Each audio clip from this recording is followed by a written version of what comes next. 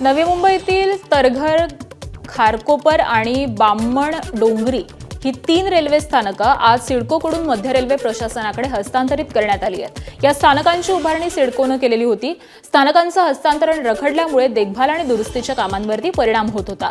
सिडको आणि रेल्वे प्रशासनातील समन्वयाच्या अभावाचा फटका प्रवाशांना बसत होता।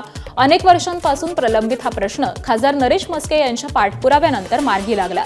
येत्या काही महिन्यात उर्वरित स्थानकांचं देखील हस्तांतरण होणार आहे आणि त्यानंतर नवी मुंबईतील रेल्वे स्थानकं मध्य रेल्वे प्रशासनाच्या अखत्यारीत येणार आहेत।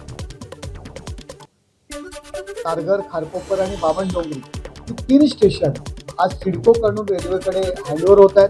त्याचं ॲग्रीमेंट या ठिकाणी झालेलं आहे। रेल्वेचे अधिकारी आलेले आहेत, सिडकोचे अधिकारी आलेले आहेत आणि उर्वरित 6 महिन्यांमध्ये पुढील स्टेशन सुद्धा जी काय आहेत ती सुद्धा रेल्वेच्या ताब्यात जाणार आहेत, जेणेकरून रेल्वे ज्या पद्धतीने अत्याधुनिक आता होते आणि रेल्वे त्या स्टेशन्सवर काम करू शकेल, नागरिकांना चांगल्या सुविधा देऊ शकेल। हा ऐतिहासिक निर्णय आज झालेला आहे।